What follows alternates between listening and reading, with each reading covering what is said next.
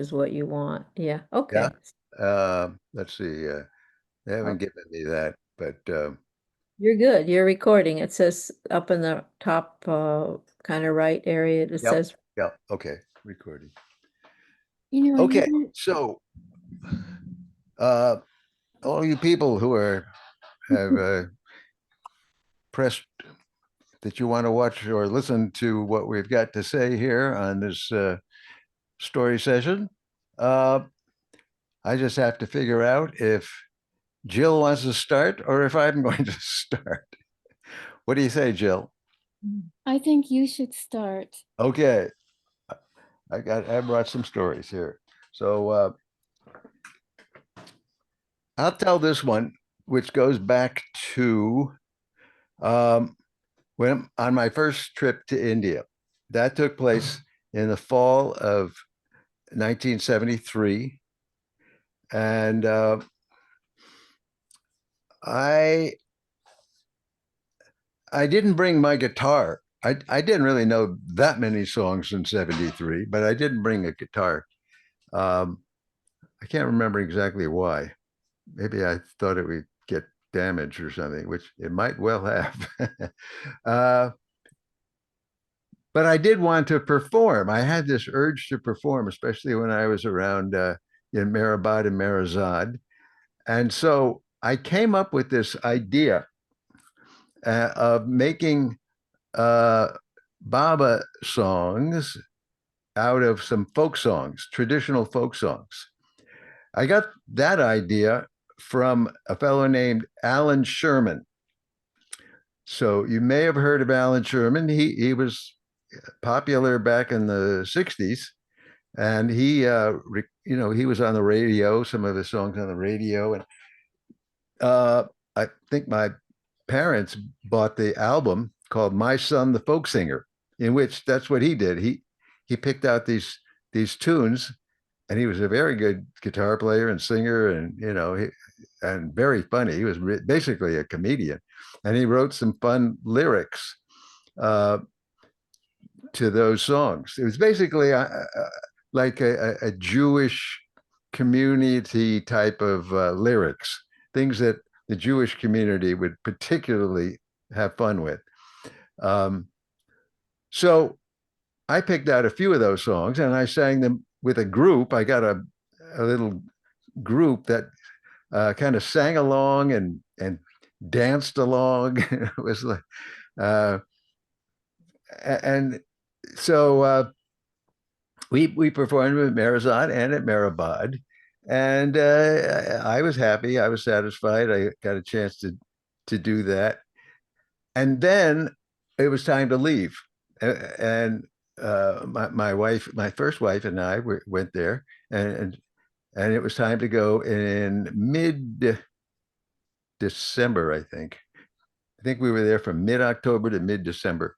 So when we were heading back, we stopped in Pune, and I think we were going to meet um, Baba's nephew Rustum, and Rustum was going to accompany us to Bombay. I think that's my recollection. He was around. He was there, uh, and so I'm standing in the Amir Hotel lobby, just kind of waiting around, and I walked up to a place where there was some chairs and couches and a coffee table.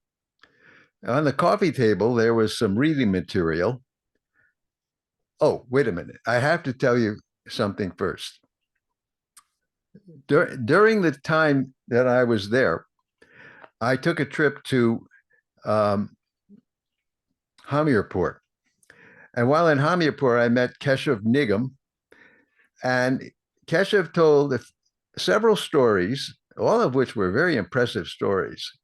Um, and this particular one impressed me, and I thought about it. I still think about it, and I'm sure you both have heard the story of Baba listening to some people singing some guzzles, and one of the guzzles, maybe the guy's name was Jigger who had written it, but I get confused as to which poet and ghazal writer, composer was. But so Baba, after that song was sung, he said, "Now that I like that one so much, I just have decided to give that poet," and he named him. He says, "I'm giving him um, uh, not realization, liberation. I've liberated him." He just said that he liberated him, and exactly what I started to wonder, how's that going to look? How's that going to pan out? What's going to happen to that soul who's not that, if it was Jigger, who it wasn't him anymore, it was somebody else. And, once you get liberation, what happens to you? Anyhow, I was giving it some thought. And, and so back to the Amir Hotel, I walked up to that coffee table, and there was a newspaper in English, and I picked it up. Well, actually, I didn't pick it up. I just looked down at it, and I saw a tiny little box which had a little article, and the headline of the article was "Alan Sherman dies." So the guy that inspired me to write, take the folk songs, and I even used some of his ideas and how he set them up and all that. Uh, he died. He may have died during one of the performance. I don't know if it said the exact date, but it must have been very soon. Right around the time when I was singing them for the Baba Lovers and the Mondelez there. And I just thought, wow, I wonder if Baba could have given Alan Sherman, liberation too. Maybe he liked the ideas, and because the people seem to like him there. Um, Anyhow, I just thought that was a nice uh, synchronicity and fun thing to think about. So Ron, do you have those? Do you have those songs? Do you remember them? Could you at some point sing a few? Not necessarily right this minute, but if you there could. was there was one of them that I continued singing for a short while because people asked me to sing it, but I haven't sung it in decades. Oh my God. Uh, Was it? I mean, sort of know how they, the tune of them, just the basic tune of them, and the lyrics are probably somewhere among my papers. Yeah, Uh, it's. I don't think I would have thrown it away, but where it is though, I don't know. But if I track it down, that would be awesome. I'll share it. I think people would have some fun Oh, with it. absolutely, it'd be funny. Yeah, Yeah. Wow. So you were there in India and you saw the newspaper in India that yeah, in launched. India. It Wow. was like Baba just took me over there and said, "Look down, look at that." He wanted me to see that, didn't he? I mean, it's just so odd. Ron, do you think that Alan Sherman might have been the reincarnation of this guy? And I mean, could he have been the reincarnation of the guy that Baba gave liberation to? Figure. And liberation didn't mean he ended his lifetimes? I don't know. Yeah, all right. I kind of saw it. Maybe if he was a cab driver or something like that. He, might have just been driving around and ran into a big telephone pole or something. Oh. Was finished with his incarnations. I assumed that he was not incarnated. I've heard that story. I assumed that he was just there floating there in the wherever astral or something. Oh, well, that's true too. That could be that. This is But missing. it's hard to know about this time thing, especially when you're talking about the afterlife and all that. Uh, Oh, that's funny. Oh no, I'm just dying to hear those songs. who's going next, Betty or Jill? Um, Well, I'm all set, and I brought two stories, and one is short and one's long. So since there's hardly anyone here, I think I'll tell the long story. and Okay. also mention that there was no advertising for the storytelling. I found out about it by accident. And so people may not know it's going on. Well, it's called How a Master. Now I'm going to look it up. How a Master Works. Maybe that's Well, conf that's obscure, you uh, know. let me And maybe. it's just as part of the titles of things that are going on, and people have to be checking the calendar. There's no, Angela is not saying it or putting it in her. You No, can't have to you can't count on Angela to advertise the meetings. It's true you have to. It's here. It's in the calendar, but you're right. It might not people might not guess that it's storytelling. yeah, I wouldn't have known any what it was if I hadn't stumbled. Anyway, so I'll tell my story. It's one actually after my trip to India in 87, 88, Babaji suggested that I advised me actually to write 10 stories from the trip and tell them to the Baba group in Seattle. So this is the first of the 10 stories. And, I've gone over it twice. And it's a story I really like a lot. So here we go. It'll take a few minutes. And can you hear me? Yeah, I Um, can. so flowers colorful and fragrant, and a conversational hum from Mondley Hall rose through Marazod's fathomless silence, but they could not penetrate my agitation. Because Devana and Casey, whom were our two Western residents who now live at Marazod and help the Mondley, they were inviting people for Mara's afternoon tea. This was Thursday.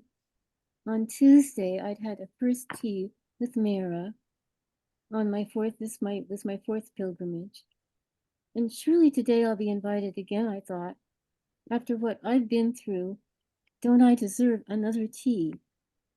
Because my dad had died the year before, and being so busy all that year dealing with family and mom's grief, I arrived on October 4th, 87, carrying my own sorrow like a heavy knot. But there was a lot more than grief in that weight. And this story shows how Baba began to unravel that knot. Dad was a World War II Army captain, part of the waves of invasion into Europe. He was handsome, vital, and typical of his generation. He worked hard, made sure we had everything we needed. And he was also the patriarch of our very large country club clan. And while entertaining us with stories and his he really had a glow, he also kept us on edge because he had an unpredictable temper, and I was a prime target for his anger. I could do almost nothing right. So my grief was mixed up with my wrongness, and family and my siblings continued that. It was like they were the strong ones and I was the weak one. Um, and mom, of course, was going through intense grief. So now at Maribod, I had a chance to rest, but this emotional stew was really coming up. And today, as Devana and Casey did not give me an invitation, this grief came to a head. And it had begun in the morning. I was waiting for the chance to pour out my story to Eruch, sure that he would find some way to heal it. But he'd been busy with other pilgrims and paid almost no attention to me. This morning he talked about the 10 Commandments: honor thy father and thy mother. He said the commandment doesn't say only if they are worth honoring, it just says to honor them. Why? Eruch asked. He answered his own question, because they are the vehicles through which we gain this precious human body. It is our duty to honor them. Then a heated discussion followed because at the time there was a lot of rebellion of my generation against our parents. One guy said, shouldn't we follow our conscience, our heart, even if it causes us to do things that aren't honoring our parents? And Eruch asked, but are we really following our heart? There's probably no conflict between following our heart and honoring our parents. If we get deep enough in ourselves, we will find they both mesh. So this was impressive and made an impression, usually with Eruch's stories. However, they were about something beyond my abilities. But I'd consciously tried to honor my parents for some years. Gosh, I thought, at least with this one, I've given it a good try. Why won't Eruch turn to me now? Isn't this the perfect time to pour out the past few years? The anxiety to tell Eruch about it grew, and quietly I said, Eruch. The second time, he looked at me, then turned away. That really cut. Then I heard voices across the courtyard, signaling Mira had come out into the veranda. This was about an hour before tea time. I walked to the house. Usually I sat not too close to her, but there was a chair right by Mira, and I decided to take it. And with no one between us, I felt her presence overlap powerfully onto mine. And as those know who met her, from the physical to character and soul, Mira is more beautiful than a Da Vinci Mary. And at first to be so near her was wonderful, as if she formed a veil so that her essence dominated everything. But then my own self, which felt totally sad, came up and took me over. Grief seemed to attack me, and the moment became excruciating because here was Mara, missing Baba in a way no one could fathom. Other women were turning the conversation to happy subjects, things or jokes to make her laugh. And here I was, grief-stricken lump, giving her only my pain. So I got up and went to Baba's room. This leads to another story I won't tell now, because there a spontaneous wish arose that I too could do something to make Mara laugh, a wish that got granted in a magical way. But back to this story. So lunchtime came and went. Ivana and Casey invited several more women, some who'd been to the last tea, but not me. And I began to think, and I wrote this in my journal, if I was even part of Baba's family, maybe he hadn't wanted me to be in India right now. Maybe he didn't want me at all. Maybe I was just some sort of scum, and he was trying to get rid of me. So I was really in a bad mood. And as pilgrims gathered with Eruch in the hall, and then later chai got served in the veranda outside Mandalay Hall, when I got my chai, I was acutely aware of the women on the veranda for Mara's tea, and they looked so happy when Mara called them inside. And I saw one woman who'd been to tea on Tuesday and, like me, was staying through Baba's birthday. And I thought, well, why was she invited and not me? So all of this rolled at me into overwhelm. And I really didn't know what to do. Just where to go, what to do. There's no safe place. Finally, I just gave up and returned to Mandalay Hall. And no one noticed me, so I sat down right next to Baba's chair and I scrunched up against its upholstery. The armrest was so close, I pressed my face against it. And so the time began to pass. An inner silence began. And I felt like I was almost alone with Baba. And his presence began to build a sanctuary within me. And from this, I listened to Eric tell another story. A man once sought Mayor Baba for many, many years, Eric said. Finally, he was in Baba's presence, and he began to complain, pour out all the years of searching and longing. Baba stopped him. Don't pour all those years into a few minutes, Baba said. God will grant all when the time is right. He knows. Alaba rang the bell, time to depart. Mara was keeping the women late, so we had to wait. The sky was cloudy. A gentle rain began to fall, like the weather in my Pacific Northwest home.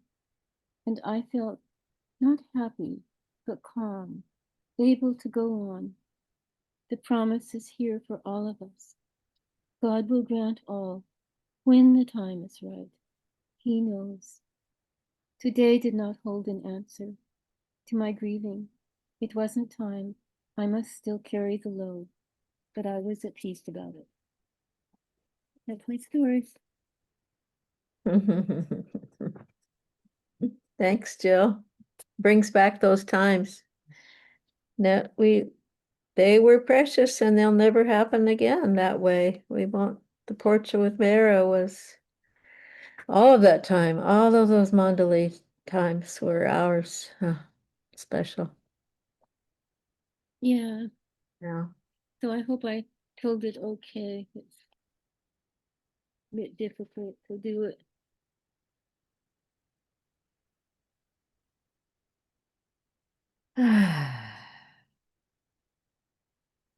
Oh, it reminded me of Phyllis. There's a sweet little poem about stories that she wrote in Light on Running Water. Man cannot have God without telling stories. God cannot have man without creating stories. Mhm. In this storytelling universe, I am only a comma, comma.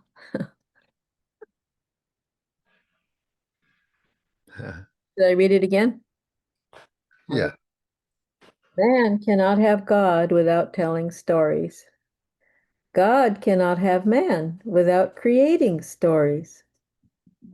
In this storytelling universe, I am only a comma, comma.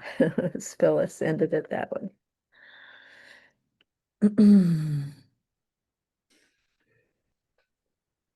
All right. I have one. Whoops. All right. See if my microphone will.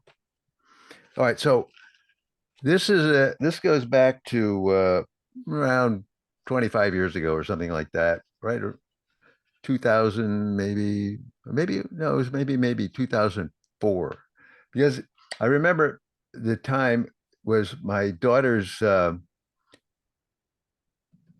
I thought maybe it was her graduation from college.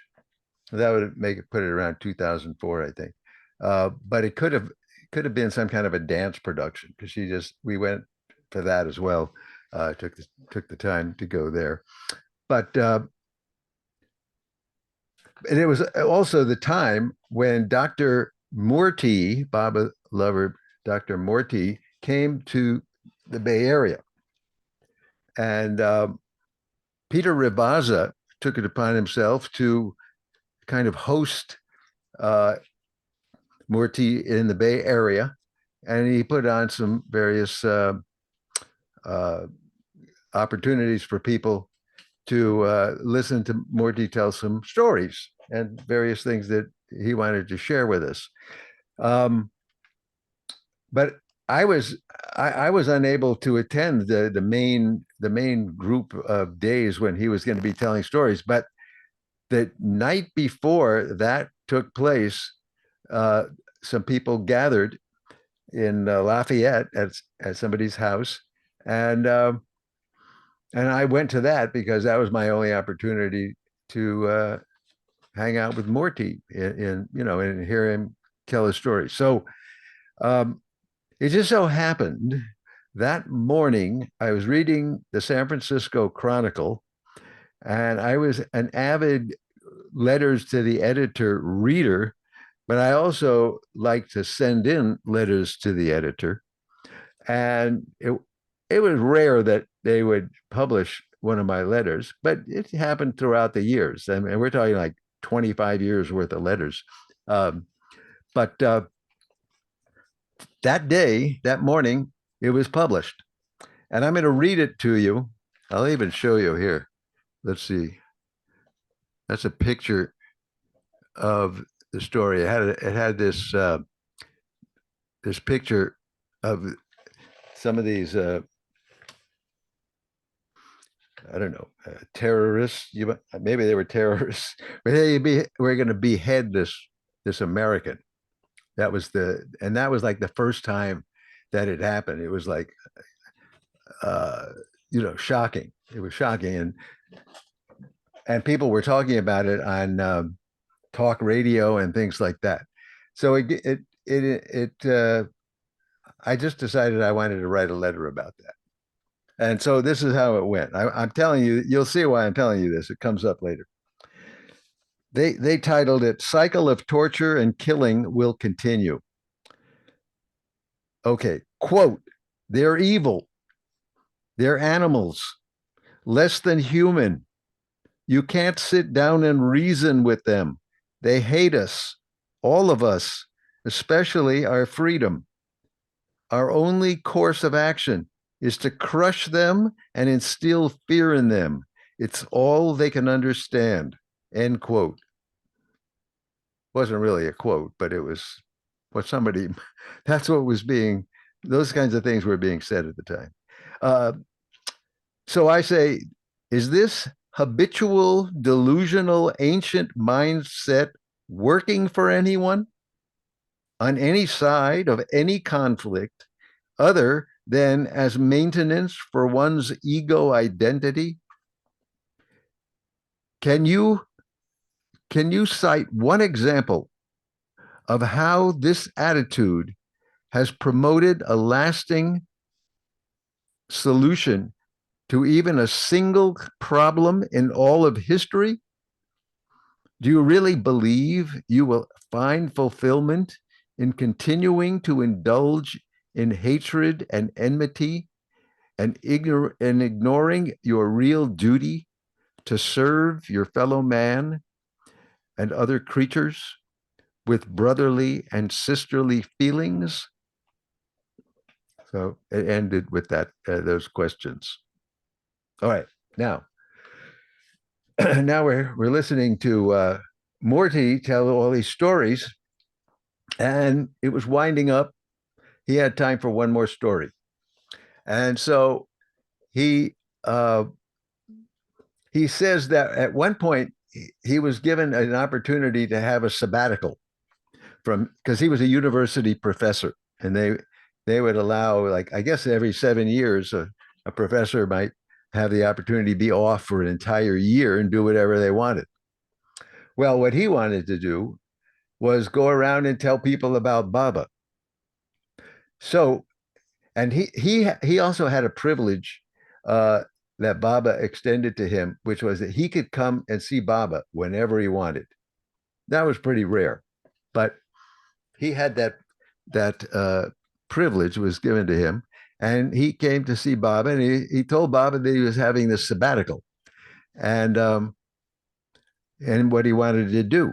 And Baba said, "Sounds like a good idea. I think you should do it. Yeah, let me know when after you do it. Come and tell me how it went. How it went and that kind of thing." So he said that he would. So after a year passed, Morty came to the hall in Pune, and um, he came and saw Baba, and there was a few mandali there, and Baba said, "Morty, you were telling me a year ago that you were going to take a sabbatical and tell everybody that you met about me. I would like to know how that went. What did you say?" And Morty said, "Well, Baba, I said many things." And Baba said, "Okay, here's what we'll do. I know it may be hard for you to tell me everything, but come over here where I'm sitting and sit down on the floor right here in front of me, and then tell me. What? Give me an idea what you said. He said, Baba, when I was giving these talks, it would be at a podium in front of sometimes hundreds of people, maybe even 1,000 people may have come to these talks. I feel kind of awkward sitting on the floor here talking up, with you sitting there. Uh, it just isn't the same kind of atmosphere. Oh, I see, Baba says. Okay, I have an idea.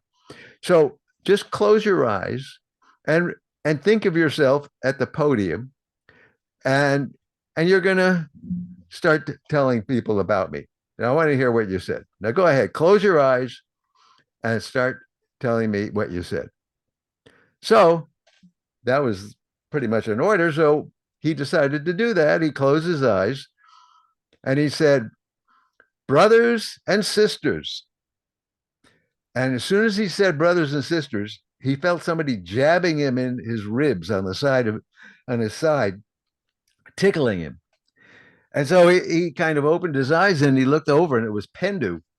And Pendu had been tickling him. And he said, Baba, what is this fellow doing here? I'm trying to do what you want. I want to tell you what I said, but he keeps, he's tickling me. And so Baba told Pendu, don't do that. I want to hear what Murti's got to say now. Okay, go ahead, Murti. And so close your eyes. So he closes his eyes again. And he says, he always started with the same thing. Brothers and sisters. As soon as he said that, Francis Brabazon was over on the other side and he was jabbing him in his ribs and tickling him. And so he opened his eyes again and said, Baba, what's going on here? Why are these people doing these things? How can I tell you if they keep doing it? And Baba got really, angry at Francis Brabazon and told both these guys, leave him alone. Don't touch him. Okay. All right. Again, they're not going to tickle him. And then so he says, close your eyes. So this time Morty closes his eyes and then he opens them up a little bit. And as soon as he opens his eyes up and he's looking up at Baba, he can see Baba's in the chair. And he says, brothers and sisters. And Baba is going like this. He wants both of them to tickle him. And so he just stops. He said, Baba, I give up. I can't do this. I don't know what you have in mind here, but I can't tell you what I said. And Baba says, well, I want to tell you something. I think what you said right there at everything you said probably is, if you bring it all together, what you just told me, it fits perfectly. Brothers and sisters is probably the entirety of the message that you need to convey to people about what my message to the world is. And that was how he ended the story. How Baba felt that the brothers and the thing about brothers and sisters was that was something that Vivekananda said back in 1893. He went to Chicago from India, and he was asked to come and give a talk at this convention, religious convention, and he started his talk saying brothers and sisters, and a spontaneous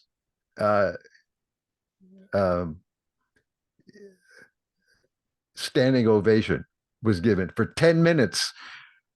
They were clapping for him for 10 minutes before he ever got to say anything else. Anyhow, that's an aside. Now, how does this relate to the other thing? Well, when I heard him say this whole thing about brothers and sisters, it reminded me of the letter that I had written, which I ended with having brotherly and sisterly feelings toward our fellow humans and animals and other creatures. So I thought, wow, that's kind of a nice synchronicity there. Uh, I like that. Maybe that's Baba giving me a little um, push, that I need to give that message anyhow, or that he liked the way I had written that letter. So as I'm walking out of the room, Alan Talbot walks up to me and he says, "Ron, did you see your letter in the paper today?" And I said, "Yeah, I was just thinking about it because it had that brotherly and sisterly feelings part in, and the story that Morty told reminded me of it." He said, "Yeah, exactly. It reminded me as well." I said, "Really? You remembered that? You thought of that?" He said, "Yeah, definitely." So I said, "Well, that's really cool. I'm glad you told me." And I keep walking out, and then Ed Van Buskirk comes up to me and he says the exact same thing, the same, that he had seen the letter and he was reminded of it and wanted me to know that. So this was uh, this was very important to me to keep me kind of rolling for a few more years, writing letters of the type that I would write. Quite often they were more not really political as much as they were philosophical, but occasionally they would get printed up, and I enjoyed it really. Probably about 25 years I did that. So that's that story. Murthy, he was very animated and he talked fast and he talked a lot. I remember they called him the talkative disciple of the silent master. Probably that's possible. I only heard him that one night. I never heard him uh, any other time, or I don't think I've ever seen him. I read a bit of his book, um, not all of it, but I think he had a good story about having children. Does anybody remember that? Anybody? Did you ever read his book? Yeah, I read it. I I can't read his tell. book. I I, can't I tell the story, but it's a good story. I think the story you just told is really important because it applies to what's going on right now. And, you know, so I hope people listen to it. Jill, could you get closer? Because I can't turn my volume up much more, otherwise it starts squealing. So, and I definitely want to hear what you have to say. Oh, I hope you could hear my story. Yeah. Maybe I drifted off at times there too. Um, I just wanted to say the story you just told seems really important for today because it applies to what's going on, not just in the outside world, but in the Baba world as well. Mm. Um, well, there's a big division. I have to be careful what I say, Absolutely. and that's the problem. I have to be Well, careful what I say in a way that never existed before. yeah. Well, do what you think is right, you know. Well, I don't want to, and that's pressure on free speech, and that's not good for our country. So I think the story you told, the brotherly brothers and sisters part, and your letter are useful. I'm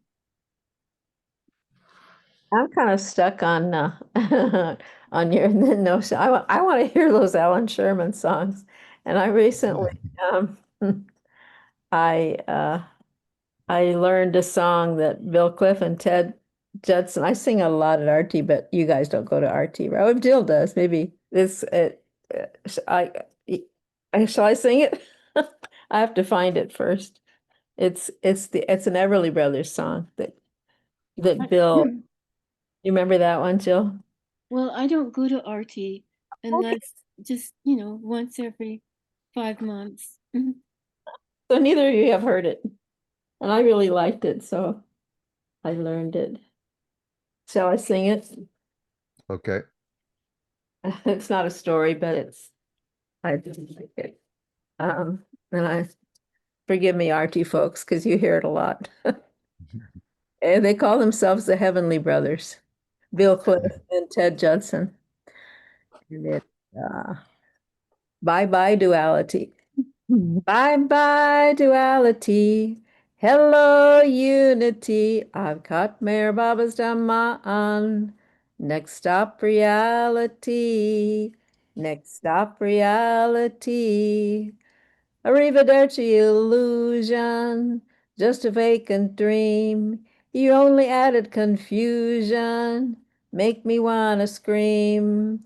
Sayonara Maya, get out of my life. You make tempting shadows, but a lousy wife. Bye bye duality. Hello, unity. I've caught Mayor Baba's Dhamma. Next stop, reality. Next stop, reality. Reason, desire, you could only burn. Time to cool that fire. Toward the true life turn. Au revoir, old ego. You think you're pretty hip, but I'm headed where you can't. Gonna give you the slip. Bye bye, duality. Hello, unity. I've caught Mayor Baba's Dhamma. Next stop, reality. Next stop, reality. Adios, so gross, subtle mental too. Tired of hearing about your planes. I want that infinite view.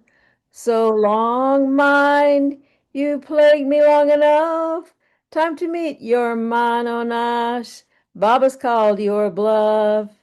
Bye bye, duality. Hello, unity. I've caught Mayor Baba's Dhamma. Next stop, reality.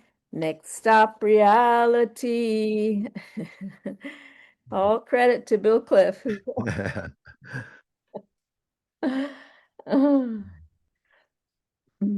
Songwriters. It was Yeah. so cool when I first started going to the center in Myrtle Beach in 70, early January 72, I think the first time I was meeting all these people. Because I was thinking I wanted to write songs. Well, I already had been writing songs, um, but meeting Bob Brown and Jim Meyer and Buzz Connor, and there was a guy named Carl Nelson who he was in Miami. He and his brother-in-law Bob Dengalegi, they would sing songs, and singing was really quite something in those days. I mean, not it's been going on, but those were the pioneers. I was thinking about that today.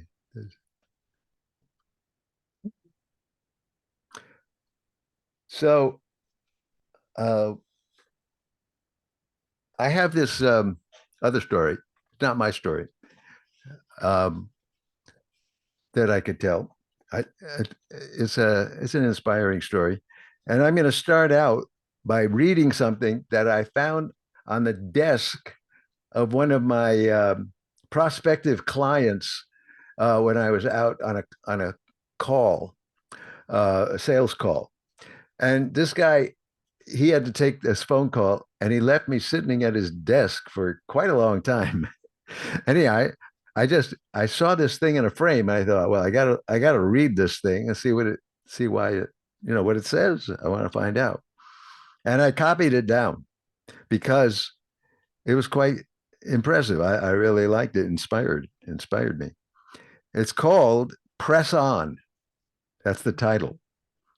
It says nothing in the world can take the place of persistence. Talent will not. Nothing is more common than unsuccessful men with talent. Genius will not. Unrewarded genius, is almost a proverb. Education will not. The world is full of educated derelicts. Persistence and determination alone are omnipotent. So who knows who wrote that? Who said that? You Anybody know know? that, well, that's in qualifications of the aspirant. In Baba's discourses, there's 4 discourses. Yeah, Perseverance and determination are 2 of the qualifications that we yeah, need to have on the path. And it drives, well, one thing that kind of drives me crazy is when, well, people keep saying, well, Baba did it all, or Baba's doing it all. And, when I think of when I, learn to play the piano, when I write a book, or, I publish about 50 articles, it takes so much work, so much work. I mean, for every page I write, I tear at least 10 up, you know, and, and so the path is really not easy. So that's what I have to say about that. yeah. Well, yeah, you're right. Sometimes it's definitely not easy. It's almost impossible, and other times it's like Yeah, a easy gift. It's like a gift. It could be any. We never know. We have to sort That's of be ready for either. but I who like that story. So did that, Ron? Whose What? quote, whose quote is it? Who said? Who said it? Yeah, who said it? Is Calvin Coolidge, President of the United States. oh, Oh, Yeah, that's a well-known thing. isn't he known kind of as the dour? I might have him wrong. Kind of, I don't. Anyway, So after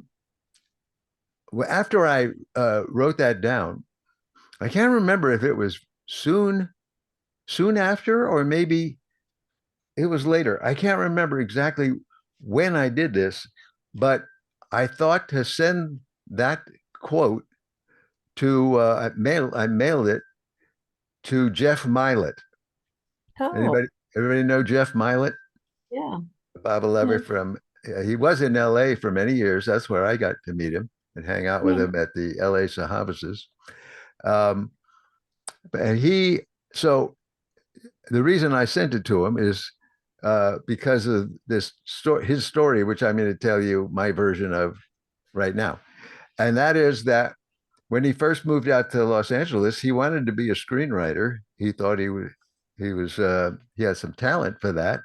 And right away, he did have a script taken by a producer, and it got published and it was shown. It was produced. Um, and so that kind of, felt he made him feel like, well, he could do this.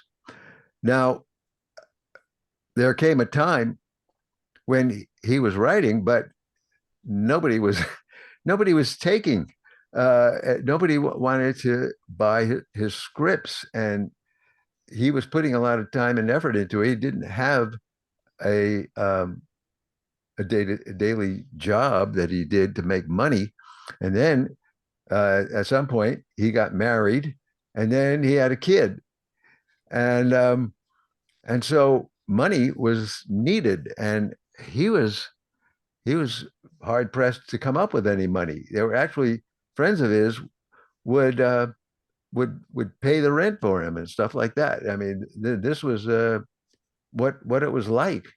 Uh, so what happened was um,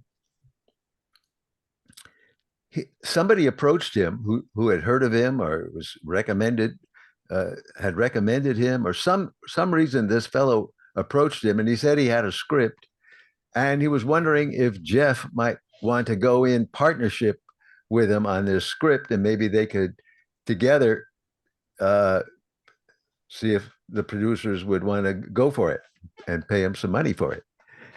So he didn't have anything else going right then, and he read what the guy had so far, and he thought it had some potential, so he should probably start working with him on it and start promoting it, trying to sell it. And so he did that, and so they started to take it to this producer, that producer, and each time they were given some positive feedback, but they were also told that there were issues with the script that needed attending to. And so they didn't buy the script from the guys, but they did give them what they thought were valid. The criticisms were valid, and they instituted the criticisms and improved the script, the screenplay, and they kept on that kept on happening. And eventually, the original writer said he couldn't take it anymore, and he said, "I'm opting out. You can have the script. I don't want it. I don't want to have anything to do with it now because I just am tired of it." And so this guy gave up and left. And so at this point, um, Jeff found somebody who thought, I know somebody that works with Clint Eastwood, and I think Clint Eastwood should see this script, and he might want to play the main character. And he said that would be fantastic.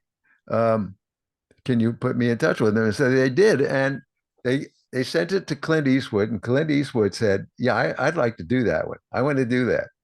As soon as Clint Eastwood said that he wanted to do it, there came a bidding war between one producer and another producer, maybe even more than two. I don't know. But they kept bidding it up, bidding it up. It got into $1 million. And and eventually they paid Jeff $1 million for the script. And and then Jeff got a nomination for screenwriter, the Academy Award for screenwriting for that script.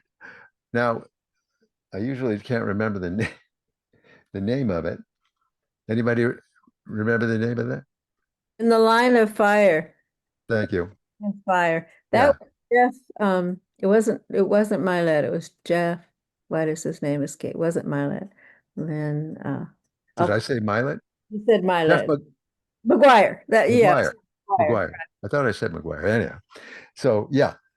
Um, so that's that was his he because and just before this bidding war started, he was packing up and ready to quit, move in with his mother. He'd take the wife and kid and go live with his mother because they couldn't afford to, even have their own place or even pursue this writing career. Uh, and but just Yeah. the thing that gets me, I guess you can draw from it what you wish, but it seems to me that we don't know what the outcome is when these things happen. When we get a no thank you from somebody, we think it's bad. And I'm a salesman. That's one of the things I've done for many years. Um, and so when somebody says no, I don't want, I'm not interested at this time or whatever, it, there's no we think something is wrong or bad about something that happens in the world, but we don't know anything about how it will be fulfilled. I mean, there's a lot of stories with this message, but this is a good one of how by being told no and then coming up with some great advice from the people at the same time, they made $1 million script out of what might have, they might have, the first person might have given them, let's say, I'll give you $1,000 for this. And then would they have been happy? Maybe they would have, I don't know. But by getting, 8 no's and good advice, it became something quite better, but it did take persistence and determination.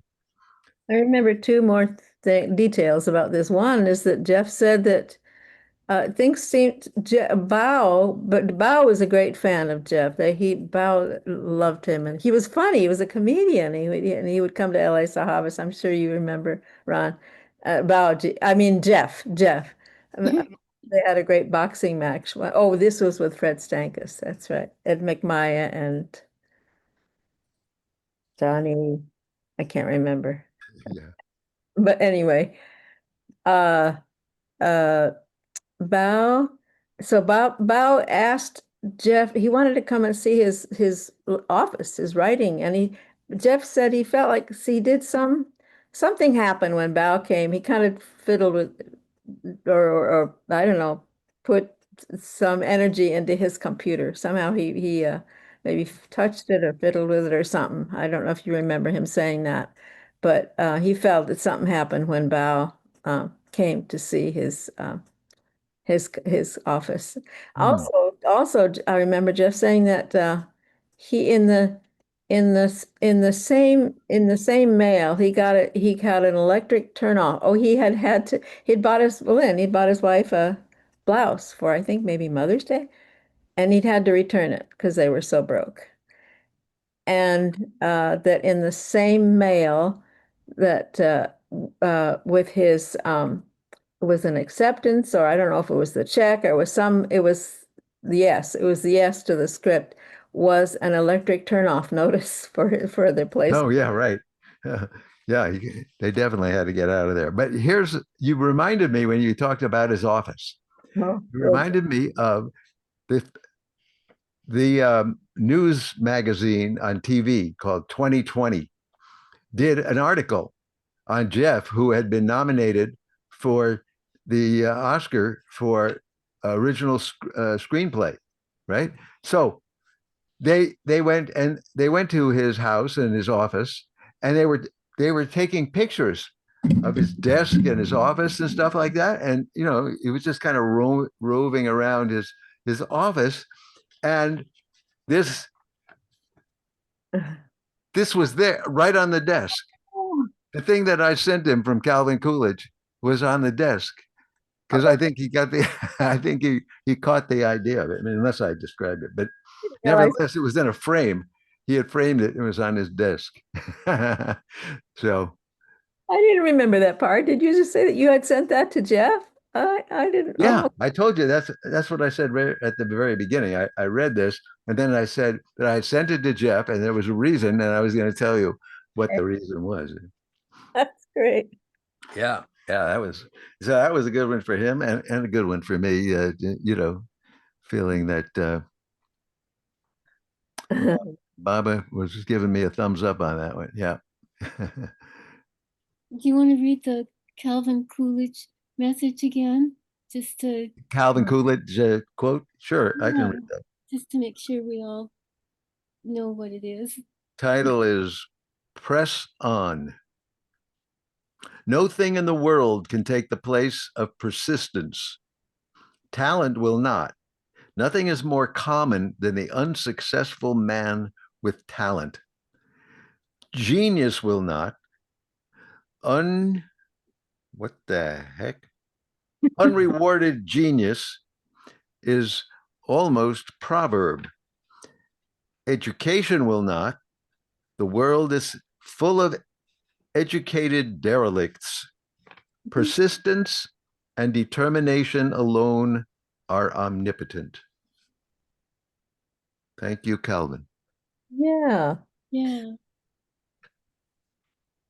Yeah, it's interesting how the things that in the world we take those three things about genius and all uh, that stuff to be the most valuable thing, but really these other things have a more of a spiritual value, and of course some fortunately we tend to eventually recognize that the spiritual values are much more uh, long lasting and really uh, more aligned with truth and knowing the truth.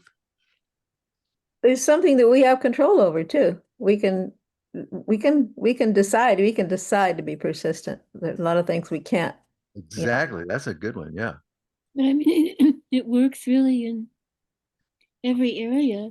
I mean, Kitty had genius for piano and piano teaching, but she had to work very hard to become the expert. And Margaret Krask and Charles Purdom, all these examples of Baba's Mandali, they had genius in certain areas, but they also worked very hard, right?